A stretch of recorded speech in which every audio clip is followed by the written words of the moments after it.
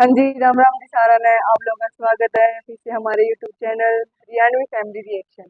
तो आज फिर से हम एक वीडियो लेके आए हैं जो कि है रियलिटी ऑफ IC-814 कंट्रोवर्सी। तो देखते हैं कैसे क्या राम कंट्रोवर्सी राम है जी सारा ने और उसके। देखेंगे इसके बारे में, देख कर न बताओगे कि क्या है क्या नहीं है। चल देखते हैं वीडियो।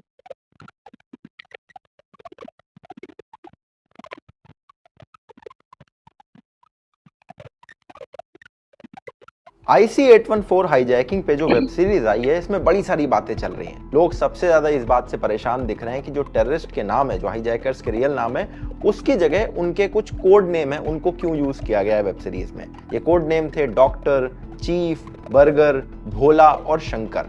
अभी नेटफ्लिक्स के कंटेंट हेड को सरकार ने बुलाया और अब कहा जा रहा है कि इसमें एक अलग से डिस्क्लेमर ऐड किया जा रहा है। लेकिन ये सारी की सारी कंट्रोवर्सी सिर्फ टेररिस्ट के जो नाम है उसको लेकर हो रही है और मुझे ऐसा लगता है कि नाम एक प्रॉब्लम है, लेकिन उससे ज्यादा बड़ी प्रॉब्लम इस वेब सीरीज में है जिस पर कम लोग बात कर रहे हैं। अब सारी कंट्रोवर्सी अगर नाम के ऊपर है तो पहले उसी को अच्छे से डिस्कस कर लेते हैं और उसके बाद बताऊंगा कि बाकी बड़ी बड़ी प्रॉब्लम क्या है। देखो, IC-814 के हाईजैकर जो थे उनके नाम जो इस पूरी वेब सीरीज में दिखाए गए वो उनके कोड नेम है जो उन्होंने पूरे ऑपरेशन के दौरान यूज किए थे, लेकिन इनके रियल नाम ये कुछ स्क्रीन पे जो आप देख सकते हैं कि पांचों अपहर्ता पाकिस्तानी हैं।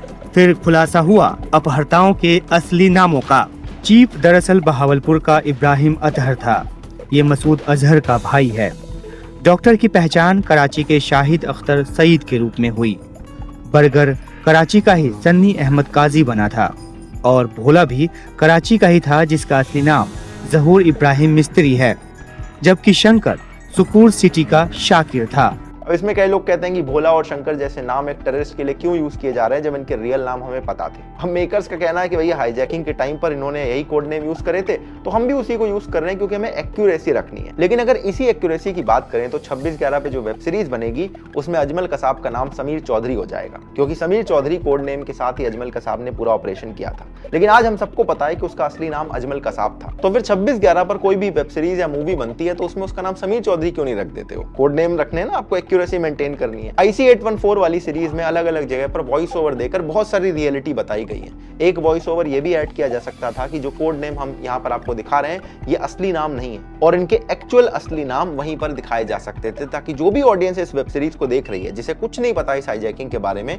उनके दिमाग में एक क्लैरिटी बैठ जाए कि ये लोग कहां से आए थे और इनका क्या नाम था। ये सारे के सारे हाईजैकर्स पाकिस्तान से आए थे। जब ये हाईजैकिंग चल रही थी तो भारत की सरकार को इनकी आइडेंटिटी, इनकी लोकेशन सब कुछ पता चल चुका था। सबसे मजाक की बात यह है कि पूरी वेब सीरीज में एक जगह भी ये मेंशन नहीं किया जाता कि ये हाईजैकर्स एक्चुअल में कहां से बिलोंग करते थे। इन्हीं में एक हाईजैकर्स का नाम है बर्गर। बहुत सारे लोगों को लग रहा है कि ये किसी खाने की डिश के ऊपर नाम पड़ा होगा, लेकिन ये सच नहीं है। असलियत में पाकिस्तान के अंदर जो एलीट लोग होते हैं, जिनको इंग्लिश बोलनी अच्छी आती है, जो फॉरेन रिटर्न होते हैं, उन्हें वहां पर बर्गर कह के बुलाया जाता है। इसीलिए जो ये पाकिस्तानी इंसान था इसने अपना नाम बर्गर रखा हुआ था। तो मुझे ऐसा पर्सनली लगता है कि जैसे 26/11 पे किसी भी डॉक्यूमेंट्री में अजमल कसाब को उसके कोड नेम समीर चौधरी से नहीं दिखाया जाता, वैसे इस वाली डॉक्यूमेंट्री में भी कोड नेम यूज नहीं करने चाहिए थे। और जिन लोगों को लगता है कि एक वेब सीरीज में टेररिस्ट के कोड नेम यूज करना इतनी भी क्या बड़ी बात हो गई, उन्हें बस एक ही बात बोलना चाहूंगा, कमेंट में जाकर लिख देना, तुकाराम ओमले जी सदैव अमर रहें, क्योंकि अगर वो नहीं होते तो कसाब जिंदा नहीं पकड़ा जाता और उसे शायद आज भी हम समीर चौधरी के नाम से याद कर रहे होते।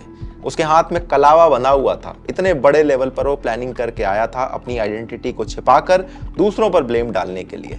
इनफैक्ट प्रोपेगेंडा इतना डीप है कि इस पूरे अटैक के बाद जब कसाब पकड़ भी लिया गया तब भी एक बुक रिलीज करी गई थी हमारे देश में जिसका नाम था 26/11 RSS की साजिश। इतना डीप लेवल पर प्रोपेगेंडा चलता है हमारे देश के अंदर। तो ये जो वेब सीरीज है ना, ये सिर्फ एक सिम्टम है। ये बीमारी बहुत गहरी और बड़ी पुरानी है और इसे बिना आइडेंटिफाई करे दूसरों को अंधभक्त बोलने से पहले 2 मिनट इसके बारे में सोचना जरूर। लेकिन इस नाम के अलावा एक बहुत बड़ी प्रॉब्लम इस वेब सीरीज के अंदर है, जहां पर ये पूरी वेब सीरीज में ISI को क्लीन चिट मिली हुई है। एक बार तो ये भी दिखाया जाता है कि जो इंडियन ऑफिसर्स हैं वो डिस्कशन कर रहे हैं कि न्यूज में क्या खबर चलानी है, तो कहता है ISI वाला एंगल बढ़िया चल रहा है, चलने दो। ये बातें IB और रॉ के चीफ के बीच में हो रही हैं। अब ये सोचने वाली बात है कि जिस पूरे की पूरे हाईजैकिंग के पीछे आईएसआई की कंप्लीट प्लानिंग इन्वॉल्व थी, उसके एजेंट्स ने ही ये पूरा का पूरा ऑपरेशन कंडक्ट करवाया था, उसमें आईएसआई को इस तरह की क्लीन चिट क्यों दी जा रही है। इस वेब सीरीज का बिल्कुल लास्ट सीन आता है जहां पर यह कहा जाता है कि ओसामा बिन लादेन जो उस समय पर अफगानिस्तान के अंदर था, उसके घर में इस पूरी की पूरी हाईजैकिंग की एक सक्सेस पार्टी रखी जाती है और वहां पे आईएसआई वालों को इनवाइट तक नहीं किया जाता है। इतना कम आईएसआई का इन्वॉल्वमेंट इस पूरी हाईजैकिंग में था, जबकि रियलिटी में आप देखोगे तो जो भी हाई कोर्ट के डिसीजन निकल के आए हैं, जो सीबीआई की चार्जशीट फाइल हुई है,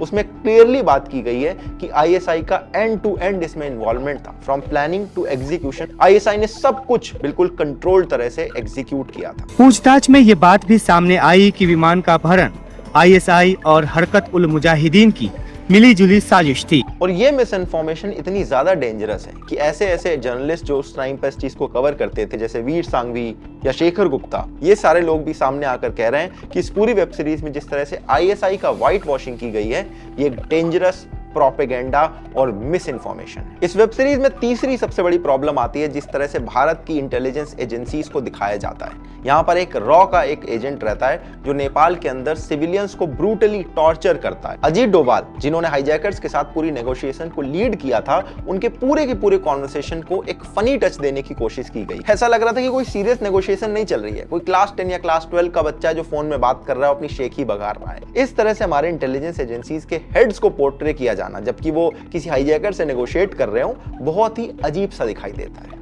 इसके अलावा यह भी दिखाया गया कि तालिबान की जो फोर्सेस हैं वो कितने ह्यूमेन लोग हैं, कितने अच्छे से वो रखते हैं, कितने सोफिस्टिकेटेड लोग हैं, बिल्कुल मीडिया में आके इंग्लिश में बात करते हैं। इसके अलावा अलग अलग मोमेंट में हाईजैकर्स के अंदर का जो ह्यूमन टच है उसको दिखाने की कोशिश की जाती है। जब पीछे का टॉयलेट गंदा हो जाता है, भर जाता है, तो हाईजैकर्स कहते हैं आप आगे का टॉयलेट जाके यूज कर सकते हो। एक हाईजैकर और प्लेन की एयर होस्टेस के बीच में कई बारी कॉन्वर्सेशन दिखाई गई और जाते जाते वो एयर होस्टेस को बोलता है कि गुड लक, आप अच्छा करना अपनी लाइफ में। ऐसा लग रहा था कि कोई बड़े दोस्त बन गए लोग आपस में और गुड बाय बोल रहे हैं अच्छे से एक दूसरे को। बहुत ही वियर्ड लगता है देखने में जब आप रियलिटी पढ़ते हो कि हाईजैकर्स ने प्लेन के जो लोग थे उनके साथ एग्जैक्टली में क्या किया था और कितने क्रूर थे। डॉक्टर तो कसाई था ही, भोला भी भोला नहीं था। शंकर भी एक नकली नाम था और बर्गर की बातों से किसी का पेट नहीं भरता था। इन सब का एक चीफ भी था। जाहिर है ये सब नकली नाम थे। प्लेन के अंदर हाईजैकर ने एक पैसेंजर का गला काट के मर्डर कर दिया था। यह चीज इस वेब सीरीज में दिखाई गई है, लेकिन इसके अलावा पूरी वेब सीरीज में अलग अलग दौरान हाईजैकर्स का जो ह्यूमन साइड है उसको बार बार बाहर लाने की कोशिश की जा रही है। एक बार जो एयर होस्टेस है वो पूछती है कि यहाँ पर बहुत सारे वेजिटेरियन लोग हैं, आपसे नॉनवेज खाना भेज रहे हो, तो हाईजैकर कहता है वेज वाला खाना भी आपके लिए आ रहा है। और इस पूरी वेब सीरीज में एक बात को बहुत साफ तरह से पोर्ट्रे करने की कोशिश की गई है कि अलकायदा ने इस पूरी की पूरी हाईजैकिंग को प्लान किया था और एग्जीक्यूट किया था और आईएसआई का इसमें बिल्कुल भी इन्वॉल्वमेंट नहीं था। और मुझे ऐसा लगता है कि या तो मेकर्स को बहुत ही बुरी तरह से मिसलीड किया गया है या फिर नोइंगली इन्होंने एक प्रोपेगेंडा पीस बनाया है। और इन दोनों में कोई भी सिचुएशन रही हो, लेकिन ये वेब सीरीज पूरी तरह से मिस इन्फॉर्मेशन का भंडार है। और इसी वजह से मैंने एक डिसीजन लिया, इस हाईजैकिंग पर मैंने एक किताब खरीदी है और भी ऐसी किताब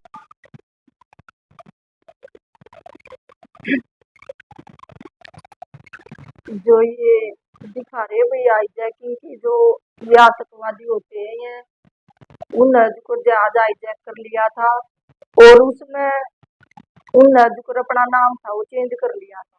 किसी का नाम चीफ था, किसी का 5 जने थे, 5 जने थे, इन्होंने अपने मतलब जिन नामों को बिल्कुल वो कर हाँ ये अपने जैसे कोड के हिसाब से नाम यूज कर रहे हैं, जो इनके असली नाम है वह यूज नहीं करते ये। जैसे एक का चीफ था, एक का बर्गर था, एक का शंकर था, और ये जो उसमें थे जो भी थे जहाज में उनसे जो अच्छी तरह बात करते थे, दोस्ती की तरह रहे थे। तो ये जो ये बर्गर था ये तो बहुत अच्छी तरह अपनी बात में जो सब ले लिए थे अपनी बात में। और जो ओसामा बिन लादेन था उसने इसकी पूरी प्लानिंग करी थी, और जो आईएसआई वाले हैं उन्हें तो है भी, उन्हें भी पूरी खबर थी। तो हम नहीं बता सकते भी उन्हें थी या ना थी, कहा भाई ये मिली जुली साजिश थी, हाईजैक करा था ये। और उसमें फिर एक इंसान की जुकर गर्दन भी काट दी थी। तो ये करे हैं तो ये अपनी पूरी प्लानिंग के साथ करें। और जो ये जैसे नाम रखा था उसका बर्गर, ये पाकिस्तान के थे और बर्गर भी उन्हीं को कराची के थे। हाँ बर्गर भी उन्हीं को बोलते थे जो मतलब कि अच्छी तरह से इंग्लिश बोल पाते थे। हाँ, और जैसे कोई भी देश में चले जाओ और अच्छी तरह इंग्लिश बोल रहे हैं, हाँ उनको उसके हिसाब बर्गर बोलते उस हिसाब से उनका नाम बर्गर रखा था। और भाई जैसे ये नहीं करना चाहिए, क्योंकि ये पाकिस्तान है, पाकिस्तान में तो नरे आतंकवादी है, ये करें ऐसे ऐसे काम।